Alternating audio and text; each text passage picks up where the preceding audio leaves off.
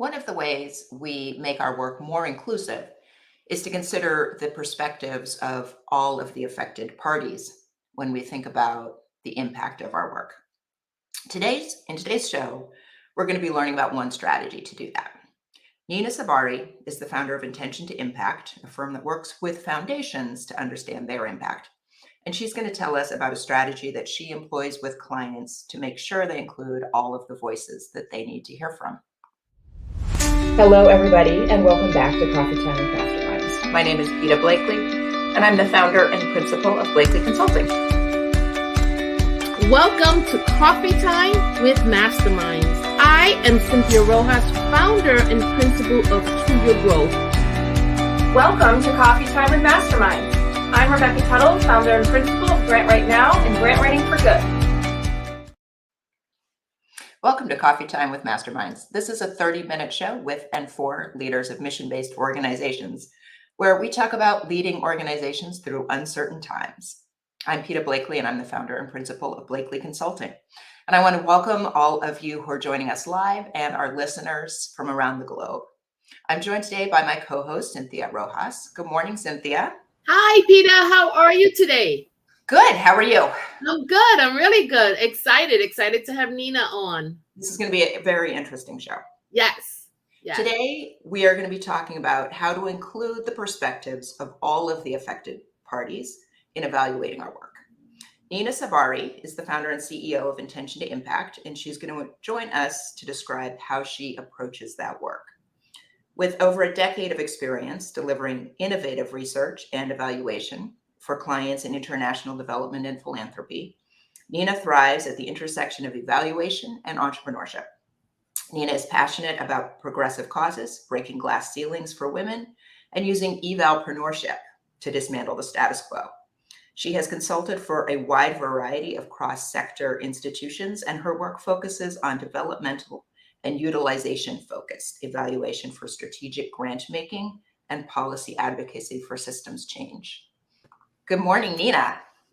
Hi, happy Friday. Good morning. Happy Friday. Thank you so much for joining us today.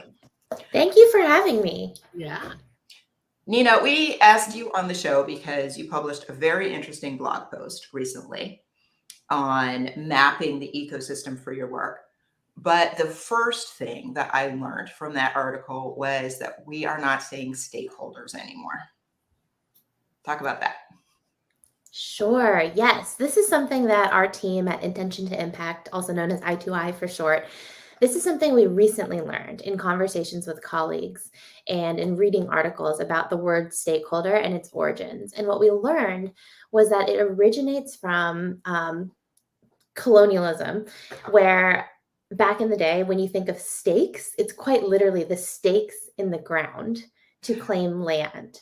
And so when we learned that, we realized that the term stakeholder can be harmful to Indigenous communities. And there's other origins of the term. Sometimes when you think of stakes, people think of gambling, like who has high stakes in something. But around that, there's also this connotation of who holds the money and who holds the power.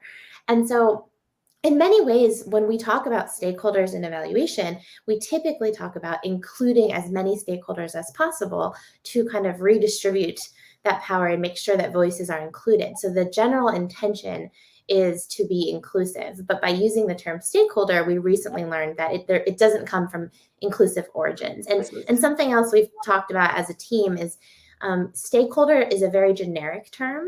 So when we were classically trained in program evaluation, and the first step of the process is to engage stakeholders, and it's meant to be generic, meaning anyone affected by the program. That could be program staff, the communities, the families, program beneficiaries, leaders, community partners, but they just call them stakeholders to kind of encompass all these different types of people. And in many ways, while trying to be as inclusive as possible, naming everyone a stakeholder, it's actually the opposite, because one, it comes from colonial origins, and two, it's just grouping everyone together without being thoughtful about exactly who should be included and why. And so it was a whole unlearning process for us. First, unlearning the term stakeholder, thinking, what can we use instead? And it helped us think, actually stakeholders can kind of be a lazy term, even if it's not even if you have good intentions in using it, like, let's talk about who we actually mean and recognize people as people and like their perspective and understanding what perspectives they bring. So Yeah, that right. Yeah, there's a real lack of precision. It could mean anybody. exactly, Yeah. exactly. And it's one of those things, it's like, if you mean everybody, are you really talking about nobody?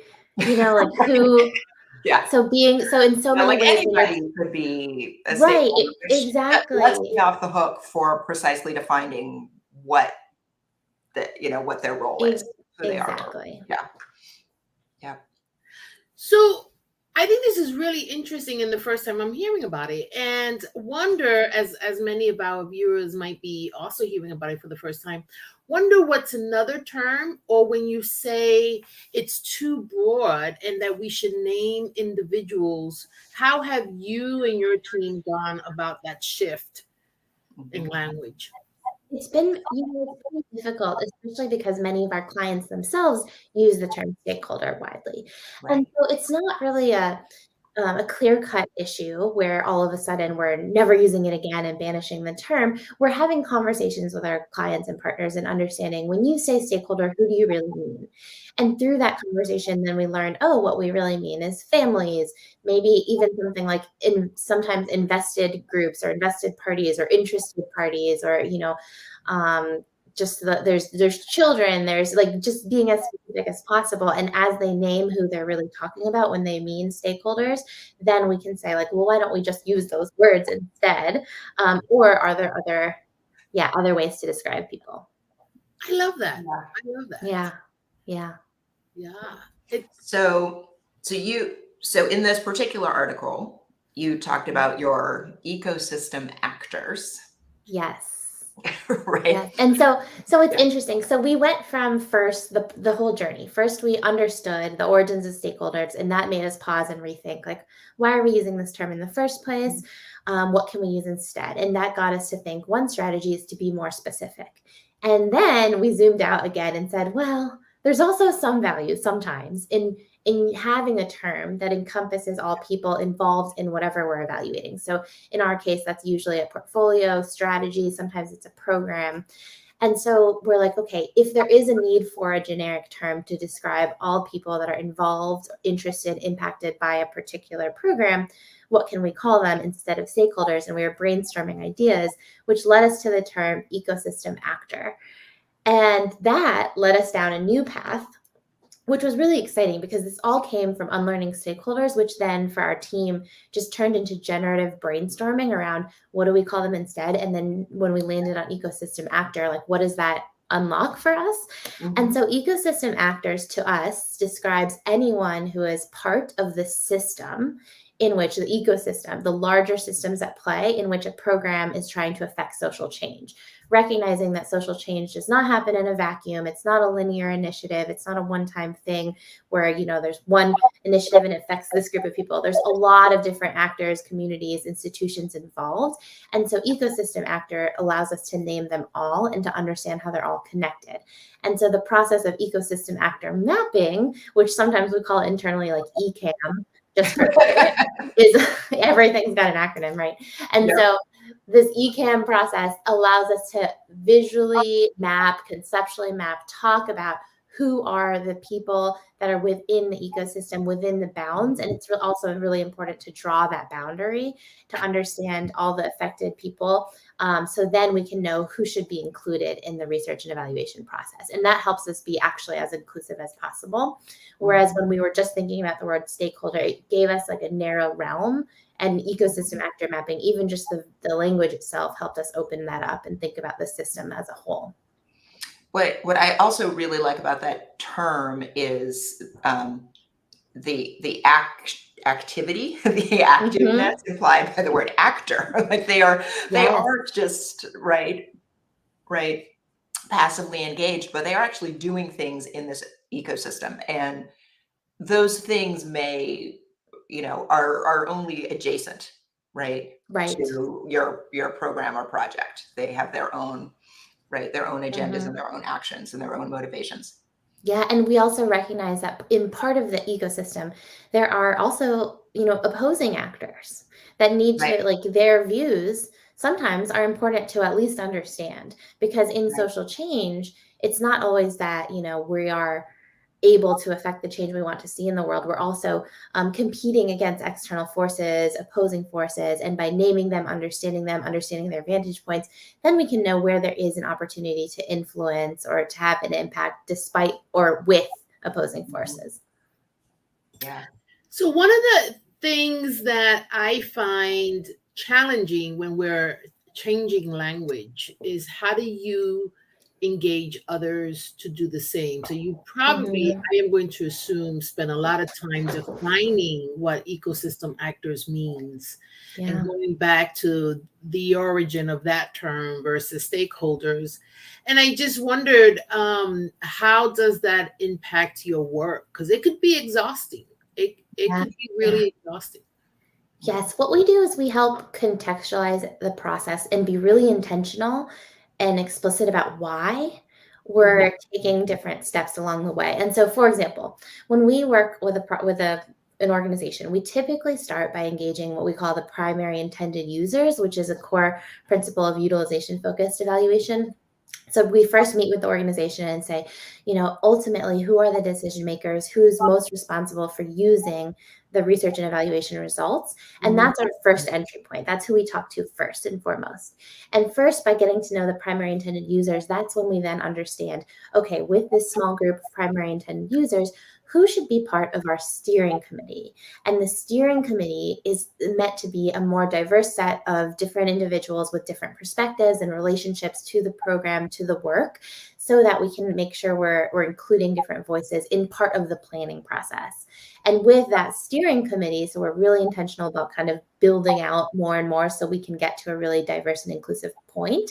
But first, we start small and intentional to build buy-in and intentionality along the way. And so with the steering committee, then we bring the steering committee together and we facilitate the process for ecosystem actor mapping so that they really understand why. What we're not doing is just generating like a laundry list of all the people that we know. That's not that useful.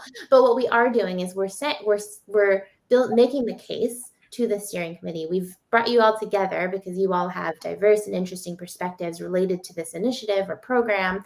And what we want to do together is better build out the ecosystem actor map so we understand all the individuals, organizations, institutions, and networks. So all the different people that are involved in both supporting the program, influencing, impacted by the program, even those who are opposing the programs. We just want to understand your world that you're operating in. And from there, then we go through an even more intentional process of understanding like who is most interested, who is most impacted, who is most influencing, and use it as a starting point then to guide the sampling for our research and evaluation methodology. So this is all towards the end of rooting in the purpose. Like, what do we want to learn? What are the questions?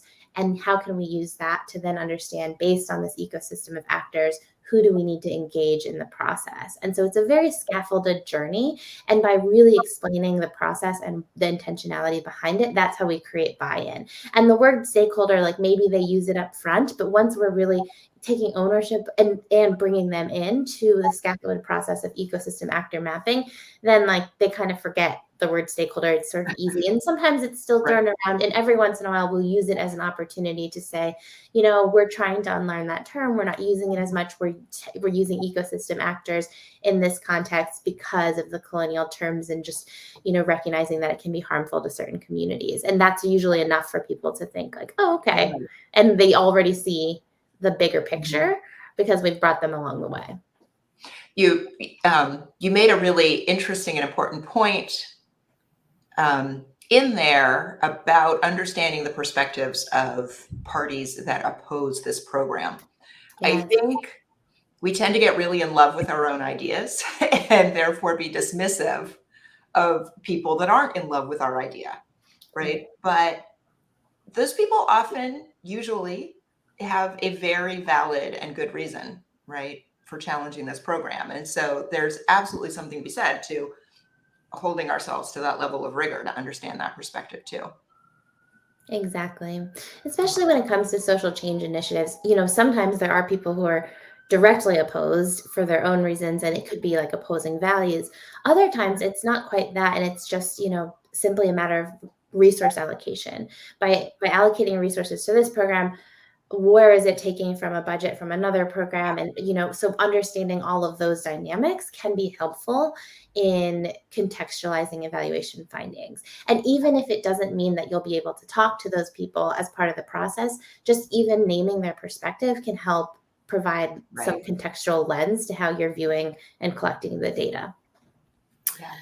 Yeah, I saw that tension amongst foundations during the pandemic, when there were foundations that made the commitment to shift a lot of their fundings to either smaller nonprofit organizations, or even those that were being fiscally sponsored, those that are Black and Brown led. And in shifting the money and reallocating it, they affected those that were receiving funding for a long time and had become dependent on that funding. And so there wasn't, I didn't take it as there were people saying, no, don't fund those kinds of organizations, because we saw the impact of that. But what I saw was a group of people that were like, wait, can we think about this in a different way? So I can see how I lost my train of thought with the camera angles. Sorry. Nothing happened. I could see how we can have opposers to something, and it's Right. not, it's everything you just said, Nina. It's not because they don't want it to happen, but because when it comes to Yes. resources, the reallocation of resources does impact some people negatively as it impacts people positively. That's So I right. saw that firsthand. It was, I think, the marginalized and disadvantaged communities are so yet used to operating with scarcity and this assumption that if something is gained, something else is lost, right? And that needs to be acknowledged too. Yeah. yes. And it's scary because getting used to that kind of thing just causes exhaustion. And we see it in our executive directors and their departures. And there's a big, Right. I know at least in the city of New Haven, Connecticut, there's a huge departure of EDs. And we don't have, we don't have, a line of just leaders waiting or emerging leaders to just take on the realm. There's still some training and some things that have to happen. And so the foundation in New Haven is trying its best to really groom its next set of leaders so that we don't keep losing them. Right. We really give them the resources that they need. So Right. This is kind of a departure from our conversation, but what you're speaking to now really reminds me of something. I think this idea that, it doesn't always have to be opposing, conflicting ideas that cannot work together. We really believe that, especially by understanding the ecosystem, you're unlocking what's possible with generative tensions. And so something I see in foundations, for example, speaking about this idea of scarcity versus abundance, there's this notion that in the nonprofit world, like we're operating out of scarcity because this isn't about money and we only have a limited amount of money. But what some of our foundation clients have been doing lately is actually looking at the private capital, private investment, which I think some people from the nonprofit realm, they might see that as like the opposition or like that's icky, it's capitalism. But what is possible if we use the tools of capitalism to disrupt the consequences of capitalism? And so these big ideas, like thinking bigger, and that's, I think, what, for bringing it back, ecosystem actor mapping helped us think bigger about problems and systems and think, it's not about private sector versus non-sector. It's about reallocating power and alignment and kind of meeting people where you are. So, for example, foundations, where their core grant making might be reallocated and making hard decisions, which means some people are getting funding from core grant making and some people aren't. But then it's like, well, where else can we get that funding? The money exists. And so some of our foundation clients are then using instruments in the private sector financial marketplace to then bring in more money to the foundation to then reallocate and kind of grow the pot for everyone. And so there are creative ways of thinking if you break the silos and break the dichotomies and don't just think about either or, but thinking about yes and, like what is possible if we don't think of everything as such opposing opposites, or like we're all just fighting against each other. Like what, Right. because ultimately I think a lot of people are in agreement of the kind of world, hopefully, that we want to see in That the we're world. creating. It's just Yep. everyone sometimes coming from different vantage points and values and perspectives, but there is a way where we can think bigger Yeah. and more expansively. One of the things that you talk about doing in the mapping exercise is documenting who's most impacted or least impacted and who is most influential or least Yes. influential. Can you talk a little bit Yes. about that? Like, why is that so important? Yes. So what we'll do, so we work with the primary intended users to identify the steering committee. And then with the steering committee, we have this workshop where we talk about the ecosystem. We try to draw the boundaries around the ecosystem. This is usually based on a theory of change of some sort. And then we understand who are all the actors, organizations, institutions, and networks involved. And that kind of it starts big. And then we start to narrow and prioritize by saying who really here has the influence for social change, and on either way, positive or negative influence, and who are the folks that are most impacted, who's least impacted. We start to prioritize and understand all the different actors in the ecosystem in relation to one another. And what this helps us do with sampling, so then when we're ready to go off and collect data, whether that's through surveys, through interviews, through focus groups, when we're ready to talk to all those folks, we can then have a purposeful sample that's a mix of those who are most highly impacted and those who are not as impacted, those who are most influential, or just having a sense of, and it's just our way to be it's also a way to be intentional and inclusive, because even if someone is not influential, but they're highly impacted, like we want to be able to talk to them. And maybe there's someone who's not that impacted, but in reality, they're really influential in this process. They're really important to consider as well. I love this. Right. I mean, there is a tendency to look at all of the data that emerges equally, right? Because we don't have a framework, right? Yes. Yeah.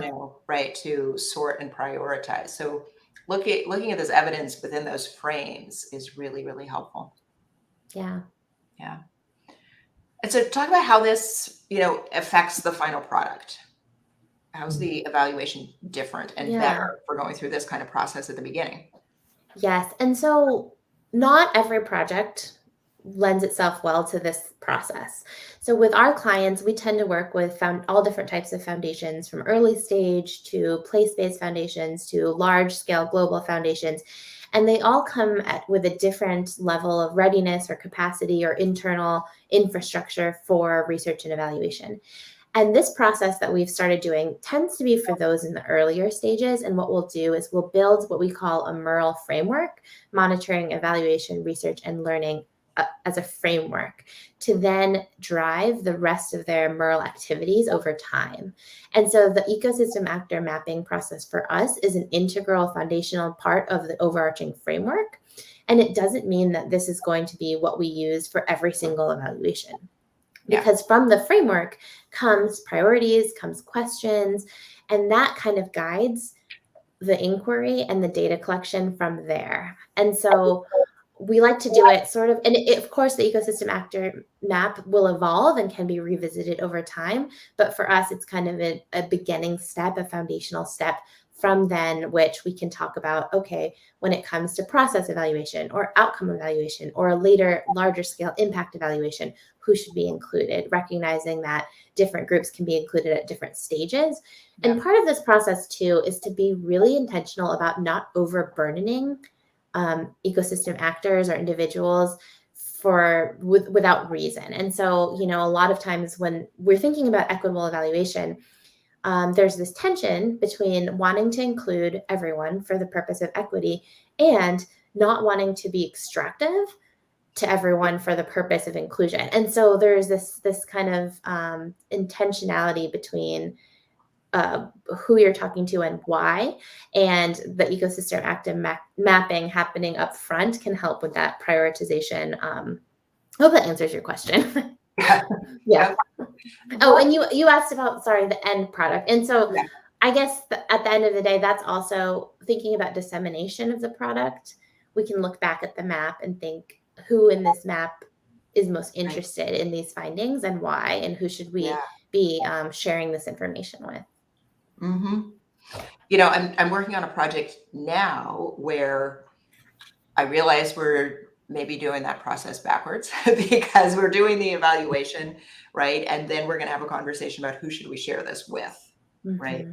Yeah. And that an ecosystem actor mapping exercise at the beginning would have answered that question for us in advance. Yeah. So what would you tell somebody, right? If there's another evaluator out there like me thinking, oh no, I have to start doing this. Where would you tell somebody to like get started? What is the first step? I think for one, building it into the process up front. So, starting from the proposal phase, if there's resources available, building it into the initial step and making the case if there's not resources available, explaining to the client, to the organization, why this can be a foundational step that can then guide the rest of the process from data collection to reporting and dissemination. Like doing this first can help. The other thing I would say is, it's also something you could end with. Like in the past, we've done that too, where we started with evaluation questions. Things are kind of, we don't have time to do this up front. We just have to go collect data, all of this. But through the work, you can build the ecosystem actor map. And so there's really no one way. It's just about knowing that this is something in your toolbox and knowing that it can be something you start with. It can be something you end with, informed by the data that you collect. It can be something you work towards, or, maybe it's something you pitch to an organization as a next step, a follow-up. It can be flexible. But for us, it was just so interesting the way that first unlearning stakeholder, just that simple, like, let's use a new term. Oh, let's try ecosystem actor mapping. Oh, what does systems really mean? And what does it mean to be an actor in the system? It was all this evolution that helped us think bigger. And so I guess that's kind of a general takeaway for all things, is like continuously being a reflective practitioner means rethinking, pausing to think about the things that you're doing and the intentionality about why. And as you unlearn and relearn concepts, let that lead you towards bigger thinking and more complex thinking, and bring your clients along the way. Like once we were going through this process, we wrote about it in our newsletter, we wrote a blog about it, we educated our clients, and we were open with our clients about saying, this is something we're learning and we're experimenting with. Like, let's try this together. Because ecosystem actor mapping is not something we were doing 6 months ago. And so it's a new thing for us, and will continue to evolve over time, and not being afraid to say, like, this is a new thing too. I think there's as consultants, sometimes we feel like we have to be the experts and like, this is how it works. Right. But really, we can have that confident humility to say, these are concepts and tools that we can use and evolve and co-create together with our partners and build upon for future work and strategies. Yeah. I love this. I'm so, I'll be so interested to hear down the road how the map itself gets used as a resource in the organization, right? Because I think just having this document is going to have so many applications throughout the organization in terms of program development and design, but also, building allegiances in the community, right? Working with different community members on maybe different projects, maybe recognizing unmet needs in the community. A lot of interesting potential. Yes, it's so true. And when we think about the work that we do, is a lot about systems change. And when you think about systems are just made up of people at the end of the day. When we think about all the things that we're trying to change in systems, whether that's policies, narrative change, actual interventions and service delivery, behind all of these levels of systems are individual people and groups of people, and ecosystem actor mapping really just helps identify who they are and it also helps humanize data. Humanize them. Right. Yeah. Yeah. They're Yeah. not. Yeah. Yeah. I love that that you also include that it could be part of the process, right? You can Mhm. continuously do it and build that map. And it doesn't have to Yeah. be an activity in the beginning, in the middle, or the end, but could be Right. part of how you do the work. It's just part of the work, right? Let's go Yeah. back to the map. Yeah. Part of the learning. Yeah. I love that. Oh my God. So many takeaways. So Yeah, this was really fun. yeah. So I've added to the comments a link. You can subscribe to the Intention to Impact newsletter and read more about their innovations and their work. Their website is also in the comments. And Nina, thank you so much for joining us today. Thank you. Thank you. This was fun. Thank you both. Have a great weekend, everybody. Bye.